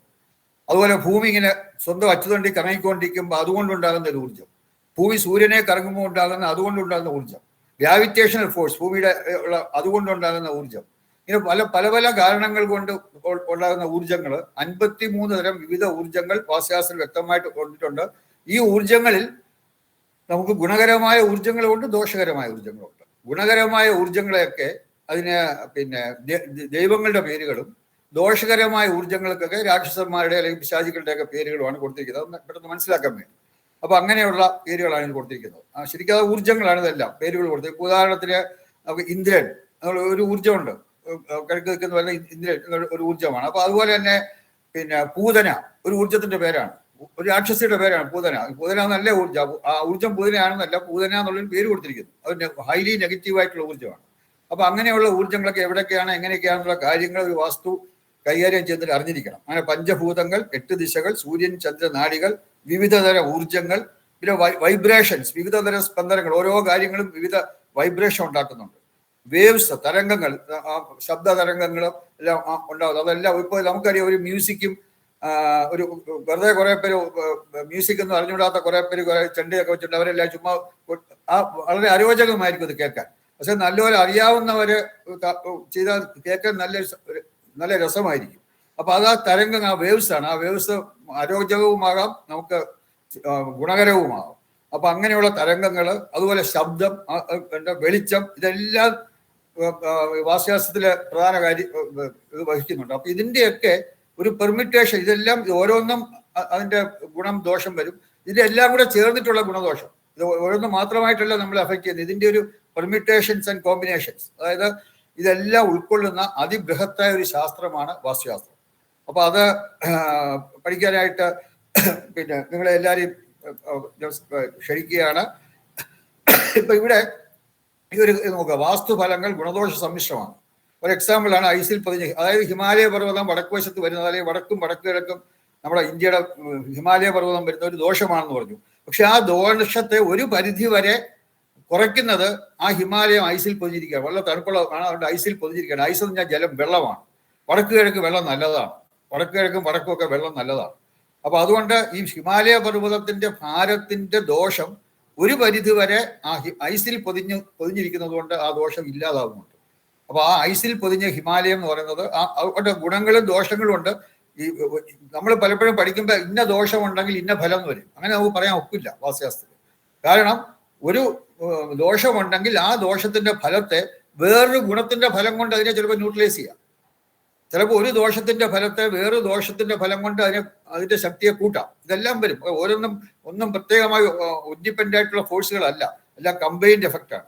അതാണ് ഗുണദോഷ സമ്മിശ്രമാണ് ഈ വാസ്തുവിന്റെ ഫലങ്ങൾ. ഏതെങ്കിലും ഇന്നത് വന്നാൽ ഇന്ന ദോഷം എന്നൊക്കെ നമ്മൾ പഠിക്കുമെങ്കിലും അത് 100% അപ്ലൈ ചെയ്യണം, ആപ്ലിക്കേഷനിൽ വരണമെന്നില്ല. കാരണം ഒരു കമ്പൈൻഡ് എഫക്റ്റ് ആണ് നമുക്ക് ഒരു വീട്ടിൽ എന്തെല്ലാം ശക്തികളുണ്ട്. അത് മാത്രമല്ല, വാസ്തു അല്ലാതെ മറ്റ് ജ്യോതിഷപരമായിട്ടും ഒക്കെയുള്ള ഗുണദോഷ ഫലങ്ങൾ നമ്മളെ അഫക്റ്റ് ചെയ്യും. നമുക്കുണ്ടാകുന്ന എല്ലാ ഗുണവും എല്ലാ ദോഷവും വാസ്തു എന്ന് മാത്രമാണെന്ന് പറഞ്ഞാൽ അത് അറിവില്ലാത്തവരെ പറയുള്ളൂ, അറിയാത്തവർ പറയില്ല. കാരണം വേറെ പല കാര്യങ്ങളിലും നമുക്ക് ഗുണദോഷം, വാസ്തുവിന് വെളിയിലുള്ള പല കാര്യങ്ങളും നമുക്ക് ഗുണമായിട്ടും ദോഷമായിട്ടും വരാറുണ്ട്. അപ്പൊ ഇങ്ങനെ പലതും കൊണ്ട് പിന്നെ ഒരു ഗുണദോഷ സമ്മിശ്രമാണ് ഈ വാസ്തുഫലങ്ങൾ. ഇപ്പൊ പൗരാണിക ഗ്രന്ഥങ്ങളിൽ ഞാൻ നേരത്തെ പറഞ്ഞു. അതുപോലെ ഇതിലെ സിലബസ് നമ്മൾ ഇവിടെ വാസ്തുവിന്റെ ഡിപ്ലോമ കോഴ്സിന് പഠിക്കുന്നവർക്കുള്ള കംപ്ലീറ്റ് സിലബസ്, അതിനകത്ത് നമുക്കറിയാം ഭാരതീയ വാസ്തുശാസ്ത്രം മാത്രമല്ല ചൈനീസ് വാസ്തുശാസ്ത്രമായ ഫെങ്ഷി നമ്മളിവിടെ ക്ലാസ് എടുക്കുന്നുണ്ട്. അപ്പൊ അതും നമുക്ക് പഠിക്കാം. അപ്പൊ ഇതെല്ലാം ഇവിടെ കംപ്ലീറ്റ് ഉള്ള 3 പുസ്തകങ്ങൾ ഇവിടെ പറഞ്ഞിട്ടുണ്ട്. ആ 3 പുസ്തകങ്ങളും പൗരാണിക ഗ്രന്ഥങ്ങളല്ല, അതാണ് പ്രത്യേകം ഞാൻ പറഞ്ഞത്. പൗരാണിക ഗ്രന്ഥങ്ങളാണ് നേരത്തെ പറഞ്ഞ മയമതം, മാനസാര, ബൃഹസംഹിതയൊക്കെ പൗരാണിക ഗ്രന്ഥങ്ങളാണ്. സിലബസ് പ്രകാരം ഒരു 3 പുസ്തകങ്ങൾ നമുക്കുണ്ട്. അതിൽ വളരെ സിമ്പിളായിട്ട് നിങ്ങളുടെ സിലബസിൽ, അതായത് ഈ ഡിപ്ലോമ കോഴ്സിന്റെ സിലബസിൽ വരുന്ന കാര്യങ്ങൾ മാത്രം പ്രതിപാദിച്ചിട്ടുള്ള 3 ഒരു വാസ്തു ഗ്രന്ഥങ്ങളുണ്ട്. അത് അതിന് പിന്നെ സംയോജിത വാസ്തുശാസ്ത്രം എന്നാണ് എൻ്റെ പേര്. സംയോജിത വാസ്തുശാസ്ത്രം, ഇന്റഗ്രേറ്റഡ് വാസ്തു, ഭാരതീയ വാസ്തുശാസ്ത്രവും ഫെങ്ഷി എല്ലാം കൂടെ കമ്പൈൻഡ് ആയിട്ടുള്ള ഒരു നൂതന വാസ്തുശാസ്ത്ര ശാഖയാണ് സംയോജിത വാസ്തുശാസ്ത്രം. അപ്പൊ സംയോജിത വാസ്തുശാസ്ത്രം വോളിയം 1, വോളിയം 2, വോളിയം 3. ആ വോളിയം 1 ഏതാണ്ട് പൂർണ്ണമായിട്ടും ഭാരതീയ വാസ്തുശാസ്ത്രം തന്നെയാണ്. വോളിയം 2 ഒരു പകുതി വരെ പിന്നെ ഭാരതീയ വാസ്തുശാസ്ത്രമാണ്. അത് കഴിഞ്ഞാൽ ഫെങ്ഷിയെ പറ്റി കുറെ കാര്യങ്ങൾ പറയുന്നുണ്ട്. 3ാമത്തെ ബുക്കില് ഇത് ഭാരതീയ വാസ്തുശാസ്ത്രം പറ്റിയുണ്ട്. അതുപോലെ ഇതിന്റെ ഇന്റഗ്രേറ്റഡ് വാസ്തു, അല്ലെങ്കിൽ ഇതെല്ലാം കൂടെ കമ്പൈൻ ചെയ്തിട്ടുള്ള കമ്പൈൻഡ് വാസ്തുശാസ്ത്രം, അതായത് സംയോജിത വാസ്തുശാസ്ത്രം, അല്ലെങ്കിൽ ഇംഗ്ലീഷിൽ അതിന് ഇന്റഗ്രേറ്റഡ് വാസ്തു. ഇന്ന് ഇന്റർനാഷണൽ ലെവലില്, അന്തർദേശീയ നിലവാരത്തില് ഏറ്റവും കൂടുതൽ ഫോളോ ചെയ്യുന്നത് ഇന്റർനാഷണൽ വാസ്തുവാണ്, അതായത് സംയോജിത വാസ്തുശാസ്ത്രം അല്ലെങ്കിൽ ഇന്റഗ്രേറ്റഡ് വാസ്തുവാണ്. അപ്പൊ അതും നമുക്ക് ഈ ഇവിടെ സിലബസിൽ വരുന്നുണ്ട്, അത് പഠിക്കണം. സിലബസ് ഒക്കെ നിങ്ങൾ ആദ്യത്തെ ക്ലാസ്സിൽ തന്നെ സിലബസ് ഒക്കെ തരും. അപ്പോൾ ആ സിലബസ് പ്രകാരമുള്ള ഈ പുസ്തകമാണ് ഈ 3 ബുക്കുകൾ ഞാൻ പറഞ്ഞത്.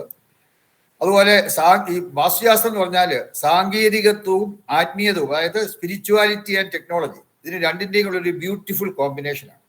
കാരണം വാസ്തുശാസ്ത്രം നമുക്കറിയാം, ഇപ്പൊ ഒരു വാസ്തുശാസ്ത്രം നമ്മുടെ പിന്നെ തുടക്കക്കാരെ പറ്റി ഭൃഗിർ അത്രി വസിഷ്ഠസ്യ വിശ്വകർമ്മ മയസ്തത നാരദോ നഗ്നജിത് ചൈവ വിശാലാക്ഷ പുരന്ദര ബ്രഹ്മ കുമാരോ ശൗനക. പിന്നെ വാസ്തുശാസ്ത്രത്തില് 18 ആചാര്യന്മാരെ പറ്റി പറയുന്നുണ്ട്. ഭൃഗിർ അത്രി വസിഷ്ഠസ്യ വിശ്വകർമ്മ മയസ്തത നാരദോ നഗ്നജിത് ചൈവ വിശാലാക്ഷ പുരന്ദര ബ്രഹ്മകുമാരോ നന്ദിശക ശൗനകോ ഗർഗ ഏവജ വാസുദേവോ അനിരുദ്ധശ്ച തഥാ ശുക്ര ബൃഹസ്പതി അഷ്ടാദശൈത വിഖ്യാത വാസ്തുശാസ്ത്രോ ഉപദേശക. അഷ്ടാദശം, 8, 10, അഷ്ടാദശം 18. അപ്പൊ ഈ പറഞ്ഞിരിക്കുന്ന 18 ആചാര്യന്മാരാണ് വാസ്തുശാസ്ത്രത്തിലെ നമ്മളുടെ ഉപദേശാക്കൾ എന്നാണ്. ഇത് മത്സ്യപുരാണത്തിൽ പറഞ്ഞിട്ടുള്ളതാണ്. ഇത് പിന്നെ ഈ നിങ്ങളുടെ 3 പുസ്തകങ്ങൾ തന്നെ ആദ്യത്തെ പുസ്തകത്തിൽ ഫസ്റ്റ് പേജിൽ തന്നെ ഈ ഒരു ശ്ലോകം പറഞ്ഞിട്ടുണ്ട്. ഇത് നമ്മൾ ദിവസവും ഈ ആചാര്യന്മാരെ സ്മരിക്കുന്നതും അവരെ പ്രാർത്ഥിക്കുന്നതും നമുക്ക് ഈ രംഗത്ത് കൂടുതൽ മുന്നേറാൻ സഹായിക്കുന്നതാണ്. അപ്പൊ ഈ സാങ്കേതികതയും ആത്മീയതയും കൂടെ ഒരു ബ്യൂട്ടിഫുൾ കോമ്പിനേഷനാണ് വാസ്തുശാസ്ത്രം. ഇതിൽ ഏതെങ്കിലും ഒന്ന് മാറ്റി നിർത്തിക്കൊണ്ട് മറ്റത് മാത്രം എടുത്താൽ പൂർണ്ണമാകില്ല. അങ്ങനെ എടുക്കുന്നവരുണ്ട്. സാങ്കേതിക അതിന്റെ ചുറ്റുകളും ഒക്കെ വളരെ കറക്റ്റായിട്ട് നോക്കി അതിന്റെ ടെക്നോളജി കംപ്ലീറ്റ് നോക്കിയിട്ട് ആത്മീയതയെ തള്ളിക്കളയുന്നവർ, ആത്മീയത നോക്കാത്ത ആൾക്കാര് കൺസൾട്ടന്റ് ആയിട്ടുള്ളവരുണ്ട്. അതുപോലെ സാങ്കേതികത്വം ഒട്ടും നോക്കാതെ ആത്മീയതയെ മാത്രം മുറുകെ പിടിച്ചുകൊണ്ട് പോകുന്നവരുമുണ്ട്. പക്ഷെ ഇത് രണ്ടും പൂർണ്ണമല്ല. വാസ്തുശാസ്ത്രം പൂർണ്ണമാകണമെന്നുണ്ടെങ്കിൽ ഇത് രണ്ടും, ടെക്നോളജിയും വേണം, സ്പിരിച്വാലിറ്റിയും വേണം. രണ്ടിന്റെയും കൂടെ ഒരു ബ്യൂട്ടിഫുൾ കോമ്പിനേഷൻ. കാരണം ഈ വാസ്തുശാസ്ത്രം നമുക്ക് തന്നെ നേരത്തെ പറഞ്ഞ 18 ആചാര്യന്മാർ അവരെല്ലാം നമ്മുടെ ഗുരുക്കൻ, അതായത് പിന്നെ ഋഷിവര്യന്മാരായിരുന്നു. ഭാരതീയ ഋഷിവര്യന്മാരാണ്. ആ ഋഷിവര്യന്മാർ പറഞ്ഞു തന്ന കാര്യങ്ങളിൽ ആത്മീയത ഉണ്ടാകും, സ്പിരിച്വാലിറ്റി ഉണ്ടാകും. ഇല്ലെങ്കിൽ അത്ഭുതമുണ്ട്, അതിനകത്തുണ്ട്. അത് നമ്മൾ തിരസ്കരിക്കാൻ പാടില്ല. അതിന് പ്രാധാന്യം കൊടുത്തുകൊണ്ട് സ്പിരിച്വാലിറ്റിയും അതുപോലെ തന്നെ ടെക്നോളജി ഒരുമിച്ച് കൊണ്ടുപോകണം. അപ്പോൾ അത് ഈ പുസ്തകത്തിൽ നമ്മുടെ സിലബസിൽ തന്നെ സ്പിരിച്വാലിറ്റിയെ പറ്റിയുള്ള ഒരു പ്രത്യേക ചാപ്റ്റർ തന്നെ പ്രത്യേകം പറയുന്നുണ്ട്. അതിൽ ഒരുപാട് സ്പിരിച്വൽ ആയിട്ടുള്ള കാര്യങ്ങൾ അതിനകത്ത് പ്രതിപാദിക്കുന്നുണ്ട്. അതുപോലെ തന്നെ നമുക്കറിയാം, ഇപ്പം വേൾഡ് ട്രേഡ് സെന്റർ, അമേരിക്കയിലെ വേൾഡ് ട്രേഡ് സെന്റർ ഒരിക്കൽ പൊളിഞ്ഞ് പുതിയ വേറെ കെട്ടിയൊക്കെ വെച്ചത്. അപ്പോൾ അത് പൊളിഞ്ഞതിന് ഒരു പ്രധാന കാരണം വാസ്തുദോഷമാണെന്നുള്ള ഒരു ആർട്ടിക്കിള്, അതായത് ഹിന്ദു പേപ്പറിൽ 2003 ഓഗസ്റ്റ് 11 നിങ്ങൾക്ക് വേണമെങ്കിൽ ഡേറ്റ് കുറിച്ചിട്ട് ആ ഡേറ്റ് നിങ്ങൾക്ക് അന്നത്തെ കിട്ടുവാണെങ്കിൽ നോക്കാം. വളരെ നല്ലൊരു ആർട്ടിക്കിളാണ്. 2003 ഓഗസ്റ്റ് 11 ഹിന്ദു പേപ്പറിൽ ആർട്ടിക്കിൾ ഉണ്ടായിരുന്നു. വേൾഡ് ട്രേഡ് സെന്റർ പൊളിഞ്ഞതിന്റെ കാരണങ്ങളെ പ്രതിപാദിച്ചുകൊണ്ട് അതിൽ എത്രത്തോളം വാസ്തുദോഷങ്ങൾക്ക് അതിനകത്ത് എത്രത്തോളം സ്വാധീനം ഉണ്ടെന്നുള്ളതൊക്കെ അത് വായിച്ച ആ ഒരു ആർട്ടിക്കിൾ വായിച്ച് നമുക്ക് മനസ്സിലാവുന്നതാണ്. ഇനി ഈ ക്ലാസ്സിൽ നിങ്ങൾക്ക് പഠിക്കുന്നവർ ഇപ്പൊ നിങ്ങൾ ഏത് ക്ലാസ് ആയാലും നിങ്ങളിപ്പോൾ വാസ്തുവിൽ വരികയാണെങ്കിലും അതുപോലെ തന്നെ ജ്യോതിഷത്തിലാണ് ഏത് ക്ലാസ്സിൽ പോയാലും ശരി ഒരു നിശ്ചയദാർഢ്യം ഉണ്ടാണ് ഇത് പഠിക്കണം എന്നുള്ളൊരു. കാരണം നമ്മളെല്ലാം ഈ കാര്യം മാത്രമല്ല, പല കാര്യങ്ങളിൽ വ്യാപൃതരായിട്ടുള്ളവരാണ് നമ്മളെല്ലാം. അപ്പൊ ഇതൊരു കാര്യം മാത്രമല്ല. അപ്പൊ പലതിൽ ഒന്നായിട്ട് അങ്ങനെ ഇതിനൊരു നിശ്ചയദാർഢ്യം ഉണ്ടാണ്. എനിക്കിത് മനസ്സിലാക്കണം, ഞാൻ ഇത് പൂർണ്ണമായിട്ടും മനസ്സിലാക്കും എന്നുള്ളൊരു നിശ്ചയദാർഢ്യത്തോടു കൂടി ഈ ക്ലാസ് അറ്റൻഡ് ചെയ്യുകയാണെങ്കിൽ അത് ജ്യോതിഷമായാലും ശരി, ഞാൻ വാസ്തു മാത്രമല്ല ഇതുപോലുള്ള പിന്നെ ഭാരതീയ പൗരാണിക ശാസ്ത്രങ്ങൾ ഏത് മനസ്സിലാക്കണമെങ്കിലും അതിന് നമുക്കൊരു നിശ്ചയദാർഢ്യം ഉണ്ടാകണം. ആ നിശ്ചയദാർഢ്യം അനുസരിച്ച് ആദ്യം ഉണ്ടായാൽ പോലെ അതനുസരിച്ച് അവസാനം വരെ നമ്മൾ ആ നിശ്ചയദാർഢ്യത്തോടുകൂടി ക്ലാസ്സുകൾ അറ്റൻഡ് ചെയ്യണം. അതുപോലെ പിന്നെ വരുന്നത് പൂർണ്ണമായും പങ്കെടുക്കണം, 100% ആത്മാർത്ഥത്തോട് പങ്കെടുക്കണം. പ്രത്യേകിച്ച് നമ്മളിപ്പം ഈ പിന്നെ ഇത് ക്ലാസ്സൊക്കെ ഓൺലൈനൊക്കെ ആകുമ്പോൾ ഓൺലൈൻ ക്ലാസ് അറ്റൻഡ് ചെയ്തിരിക്കുമ്പോൾ പ്രത്യേക ഗസ്റ്റുകളൊക്കെ വന്നെന്ന് വരാം, അല്ലെങ്കിൽ അതൊക്കെ നമ്മൾ ആ ഒരു 2 മണിക്കൂറത്തെ മാറ്റി വയ്ക്കുക. വീട്ടിൽ വേറെ ആരെങ്കിലും ഉണ്ടെങ്കിൽ അവരെ ഏർപ്പാട് ചെയ്തേക്കാൻ ഈ ക്ലാസ്സിന് പൂർണ്ണമായും ശ്രദ്ധ കൊടുക്കുക. അല്ലെങ്കിൽ അത് നമുക്ക്, കാരണം ഇപ്പോൾ ഒരു ക്ലാസ് വരുന്നില്ല, ചിലപ്പോൾ അത്യാവശ്യമായിട്ട് വരാൻ പറ്റാതെ വരും. പക്ഷെ അതൊക്കെ നമുക്ക് ഒരു കണ്ടിന്യൂറ്റി ഇല്ലാതെ വരും. ആ കണ്ടിന്യൂറ്റി വേണമെങ്കിൽ എല്ലാ ക്ലാസ്സും അറ്റൻഡ് ചെയ്യണം. അപ്പോൾ പൂർണ്ണമായിട്ടുള്ള ഒരു പങ്കെടുക്കൽ ഉണ്ടായിരിക്കണം. അതുപോലെ ക്ലാസ്സിൽ നമുക്കറിയാം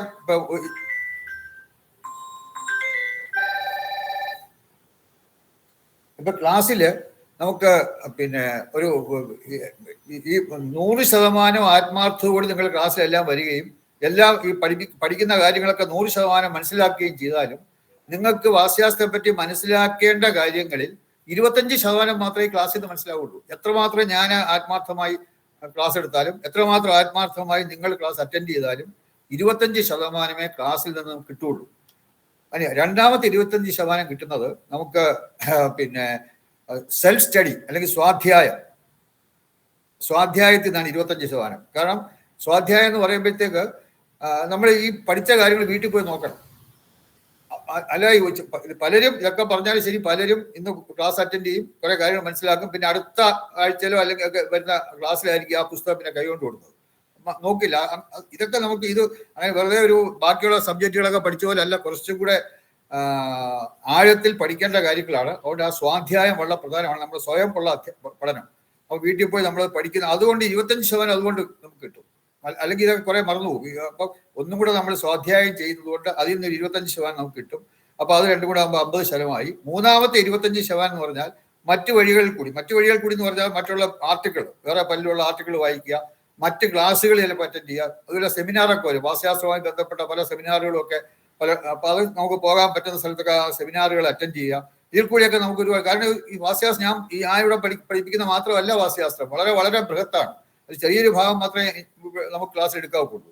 അപ്പൊ അങ്ങനെ എത്രത്തോളം ഇതിനെപ്പറ്റി മനസ്സിലാക്കുക, പുസ്തകങ്ങൾ വായിക്കുക, വാസ്തുശാസ്ത്രത്തിലുള്ള പല ഗ്രന്ഥങ്ങളെയും ലിസ്റ്റൊക്കെ ചെയ്യാൻ അവസരം തരും. അപ്പൊ അങ്ങനെയുള്ള ഗ്രന്ഥങ്ങളൊക്കെ കിട്ടുന്ന ഗ്രന്ഥങ്ങളൊക്കെ വായിച്ച് അതൊക്കെ വായിച്ച് മനസ്സിലാക്കുക. ഇതെല്ലാം ഒരു മൂന്നാമത്തെ 25% അങ്ങനെയാണ് കിട്ടുന്നത്. നാലാമത്തെ 25% നിങ്ങൾ എത്ര പഠിച്ചാലും കിട്ടുന്നതല്ല, എക്സ്പീരിയൻസ്, അനുഭവത്തിൽ കൂടിയാണ്. അപ്പൊ നിങ്ങളിത് പഠിച്ചുകൊണ്ട് വെറുതെ പഠിച്ചു കഴിഞ്ഞ് ബുക്ക് മടക്കി വെച്ചാൽ ഇത് ഉണ്ടാവില്ല. നിങ്ങൾ പ്രാക്ടീസ് ചെയ്യണം. പ്രാക്ടീസ് ചെയ്യുമ്പോൾ അതിൽ നിന്ന് നമുക്ക് 25% ആ എക്സ്പീരിയൻസ്, 25% നമ്മൾ പ്രാക്ടീസ് ചെയ്യുമ്പോൾ ഉണ്ടാകുന്ന പ്രവർത്തന പരിചയത്തിൽ കൂടിയാണ് നമുക്ക് കിട്ടുന്നത്. അപ്പൊ ഇത് നമ്മൾ മനസ്സിലാക്കി വെക്കുക. അപ്പൊ ഇത് വളരെ പ്രധാനപ്പെട്ട, ഇത് ഞാൻ പറഞ്ഞ വാസ്തുശാസ്ത്രം മാത്രമല്ല, ഏത് സബ്ജക്റ്റ് പഠിച്ചാലും ഈ 4 കാര്യങ്ങൾ പ്രധാനമാണ്. അതുപോലെ ഒരു ഗവേഷണ ത്വര അല്ലെങ്കിൽ ഒരു റിസർച്ച് മെന്റാലിറ്റി നമുക്കുണ്ടായിരിക്കണം. കാരണം ഇത് ഞാൻ നേരത്തെ പറഞ്ഞു, നമ്മുടെ ദൈനംദിന ജീവിതവുമായി വളരെ ബന്ധപ്പെട്ട ഒരു ശാസ്ത്രമാണ് വാസ്തുശാസ്ത്രം എന്ന് പറയുന്നത്. അപ്പൊ അതുകൊണ്ട് ദൈനംദിന ജീവിതവുമായി ബന്ധപ്പെട്ട ഒരു ശാസ്ത്രം എന്നുള്ള നിലയിൽ ഇപ്പൊ നമ്മൾ ഇപ്പോൾ പല കാര്യങ്ങളും വാസ്തുശാസ്ത്ര പല വാസ്തു ഗുണങ്ങളെ പറ്റിയും പല വാസ്തു ദോഷങ്ങളെ പറ്റിയും ക്ലാസ്സിൽ പഠിക്കും. അപ്പൊ അങ്ങനെ പഠിക്കുമ്പോൾ ഒന്നുകിൽ നിങ്ങളുടെ വീട്ടിലോ അല്ലെങ്കിൽ നിങ്ങളുടെ സുഹൃത്തുക്കളുടെയോ അല്ലെങ്കിൽ ബന്ധുക്കളുടെയൊക്കെ വീട്ടിലൊക്കെ ഇതിൽ ചില ഗുണങ്ങളും ദോഷങ്ങളും ഉണ്ടായെന്ന് വരാം. അപ്പൊ ഇന്ന ദോഷം വന്നാൽ ഇന്ന റിസൾട്ട് വരും, അല്ലെങ്കിൽ ഇന്ന ഗുണമാണെങ്കിൽ അതിന് ഇന്ന ഗുണം ഉണ്ടാവും, അല്ലെങ്കിൽ ഇന്ന ദോഷമാണെങ്കിൽ അതിന് ഇന്ന ദോഷം, ഇതൊക്കെ വാസ്തുശാസ്ത്രത്തിൽ പറയുന്നുണ്ട്. അപ്പൊ നിങ്ങളുടെ വീട്ടിലും അതുപോലെ നിങ്ങൾക്ക് അറിയാവുന്ന ബന്ധുക്കളുടെയോ കൂട്ടുകാരുടെയോ ഒക്കെ വീട്ടിലൊക്കെ ആ ദോഷം ഉണ്ടോ നിങ്ങൾ പോയി നോക്കണം.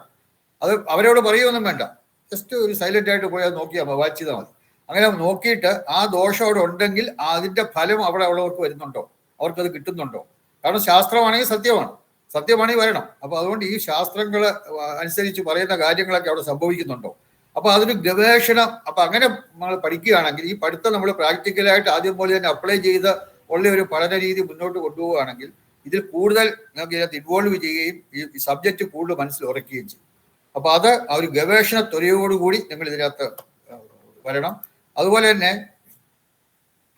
ദൈവീക ബോധം, കാരണം ഏറ്റവും പ്രധാനപ്പെട്ട ഒന്നാണ് ഹയർ ഫോഴ്സ്. ഒരു ശക്തി അവിടെ ഉണ്ട്.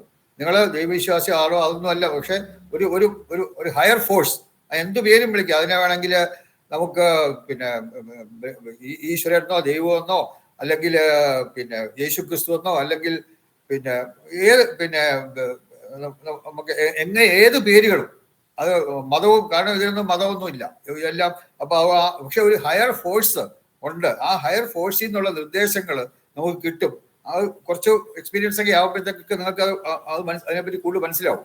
ആ ഹയർ ഏറ്റവും നല്ല ഞാൻ എത്ര ആത്മാർത്ഥമായി നിങ്ങൾ ക്ലാസ് എടുത്താലും ഞാൻ പഠിപ്പിക്കുന്നതിനാകട്ടെ വളരെ കൂടുതൽ കാര്യങ്ങൾ നിങ്ങൾക്ക് ലഭിക്കുന്നത് ആ ഹയർ ഫോഴ്സിൽ നിന്നാണ്, ആ ഒരു ശക്തിയിൽ നിന്നാണ്. അപ്പൊ ആ ഒരു ബോധം നമുക്കുണ്ടാകണം. ആ ശക്തിയുമായിട്ട് നമ്മളെല്ലാവർക്കും കണക്ഷൻ ഉണ്ട്. പക്ഷെ ആ കണക്ഷനെ പറ്റി നമ്മൾ ബോധവാന്മാരാവണം. We should be aware of that connection. അവരുമായിട്ടുള്ള കണക്ഷനെ പറ്റി നമ്മൾ ബോധവാന്മാരാകണം. അപ്പൊ അതാണ് ദൈവിക ബോധം ഉദ്ദേശിക്കുന്നത്. ഇനി നമ്മളിവിടെ ക്ലാസ് എടുക്കുന്നതിനെ പറ്റി ചെറിയൊരു ഒരു ഇല്ലസ്ട്രേഷൻ മാത്രം ഞാൻ കാണിക്കുകയാണ്, കാരണം കൂടുതൽ ഞാൻ നീട്ടിക്കൊണ്ട് പോകുന്നില്ല. അപ്പൊ ഒരു ചെറിയൊരു ഇല്ലസ്ട്രേഷൻ. ഇപ്പൊ ഇവിടെ ഈ ഒരു സ്ക്വയർ പോലെ കാണിച്ചിരിക്കുന്നത് ഒരു വീടാണ്. ആ വീട് നമ്മളിപ്പോ കിഴക്ക് വശം, തെക്ക് വശം, പടിഞ്ഞാറ് വശം എന്നൊക്കെ പറയും. അപ്പൊ അതിനെപ്പറ്റി നമ്മുടെ മനസ്സിലൊരു ബോധം കാണും. പക്ഷെ ആ ബോധം എത്രമാത്രം ശരിയാണെന്ന് നമുക്കിത് കാണുമ്പോൾ മനസ്സിലാവും. കിഴക്ക് എന്ന് പറഞ്ഞാൽ എവിടെയൊക്കെയാണ് കിഴക്ക്, എവിടെയൊക്കെയാണ് പടിഞ്ഞാറ്, അതൊക്കെ മനസ്സിലാക്കാൻ നമുക്ക് ഈ ഒരു ഇത് സഹായിക്കും. ഇപ്പോൾ നോക്കുക, ഇപ്പൊ ഇതിന്റെ ദിശ, വീടിന് ജനറലായിട്ടുള്ള ദിശ കിഴക്ക്, പടിഞ്ഞാറ്, വടക്ക്, തെക്ക്, ഇങ്ങനെ നാല് ദിശകളുണ്ട്. നമ്മൾ ഈ സ്ക്വയറായിട്ട് കാണുന്ന ഈ ഭാഗത്തെ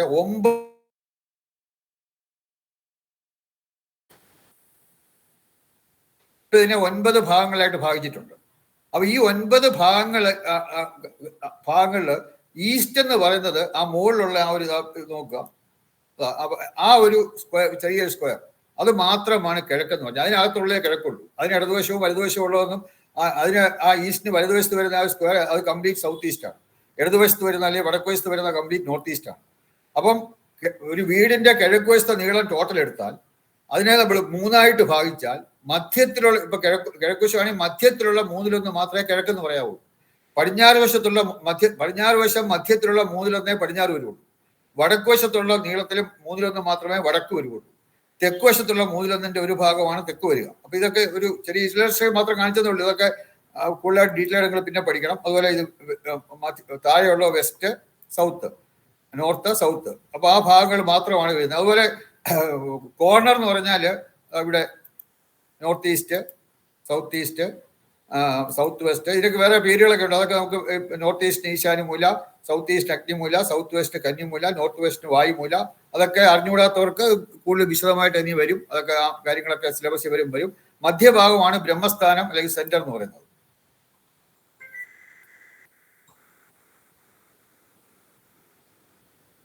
അപ്പൊ ആ ഒരു ആരോ നോക്കുക, ആ ആരോ കാണിക്കുന്ന ഭാഗം അതിന്റെ താഴോട്ട് അത് കംപ്ലീറ്റ് ഈസ്റ്റ് ആണ്. West, north, south. അതുപോലെ മൂല എന്ന് പറയുന്നത് ഇത് ഇത്രയും നോർത്ത് ഈസ്റ്റ് ആണ്, ഇത് സൗത്ത് ഈസ്റ്റ് ആണ്, സൗത്ത് വെസ്റ്റ് ആണ്, നോർത്ത് വെസ്റ്റ് ആണ്. ഇപ്പൊ നമ്മളൊരു നീല നിറം കാണുന്നുണ്ടല്ലോ, ആ നീല നിറം കാണുന്നത് ഏറ്റവും നോർത്ത് ഈസ്റ്റ് മൂലയിലല്ല, പക്ഷെ അത് മുഴുവൻ നോർത്ത് ഈസ്റ്റ്. ഇപ്പൊ ഒരു ടോയ്ലറ്റ് ആ ഭാഗത്തുണ്ടെന്നിരിക്കട്ടെ, ആ ടോയ്ലറ്റ് നോർത്ത് ഈസ്റ്റിലാണ്. അപ്പൊ 100% കംപ്ലീറ്റ് ആ നോർത്ത് ഈസ്റ്റിലാണ്. അപ്പൊ അത് കുറെ മാറിയിരിക്കുന്നു എന്നല്ല, അത് നോർത്ത് ഈസ്റ്റിലുള്ള ദോഷങ്ങളൊക്കെ ആ ടോയ്ലറ്റ് ഉണ്ട്. അപ്പൊ അതുകൊണ്ട് ഇങ്ങനെ ഇത് നമ്മള് ഒരു മനസ്സിലാക്കാൻ വേണ്ടി ഇതുപോലെ ആയിരിക്കും നമ്മുടെ ക്ലാസ്സിലെ ഓരോ കാര്യങ്ങളും നമ്മൾ എക്സ്പ്ലെയിൻ ചെയ്തുകൊണ്ട് പോകുന്നത്. അതിന് സിലബസ് ഇപ്പൊ നിങ്ങൾ എടുക്കുന്നില്ല, ഇത് ഇത്ര വേണം. ഇപ്പം തന്നെ ഞാൻ കുറച്ച് സമയം എടുത്തു, ഏതാണ്ട് 13 പിന്നെ അരമണിക്കൂറോളം ഞാൻ 20 മിനിറ്റോളം എടുത്തു. അപ്പം ഇത് പിന്നെ ഒരു നല്ല ഒരു ഉറപ്പ് മാത്രം ഞാൻ തരുന്നത്, 100% ആത്മാർത്ഥതയോടെ ആയിരിക്കും ഞാൻ ക്ലാസ്സുകൾ എടുക്കുന്നത്. ആ 100% ആത്മാർത്ഥത നിങ്ങളുടെ ഭാഗത്തുകൂടെ ഉണ്ടെങ്കിൽ യാതൊരു സംശയമില്ല, ഏത് ഗ്രൂപ്പിൽ എവിടെ പോയാലും ഒരു വാസ്തു കൺസൾട്ടന്റ് എന്ന നിലയിൽ തല ഉയർത്തിപ്പിടിച്ച് നിൽക്കാൻ നിങ്ങളെ പ്രാപ്തരാക്കുന്ന ക്ലാസ്സുകളാണ് ഇവിടെ നടക്കാൻ പോകുന്നത്. അപ്പോൾ അതിലേക്ക് നിങ്ങളെ എല്ലാം വെൽക്കം ചെയ്യുകയാണ്. സ്വാഗതം, നിങ്ങൾക്കെല്ലാം ആ ക്ലാസ്സുകളിലേക്ക് സ്വാഗതം. വേറെ ഈ അവസരത്തിൽ ഞാൻ ഒന്നും പറയുന്നില്ല. ഇനി ക്ലാസ് തുടങ്ങുമ്പോൾ അതിനെപ്പറ്റി കൂടുതൽ കാര്യങ്ങൾ നമ്മൾ ഡിസ്കസ് ചെയ്യുന്നതായിരിക്കും. എല്ലാവർക്കും എൻ്റെ നമസ്കാരം.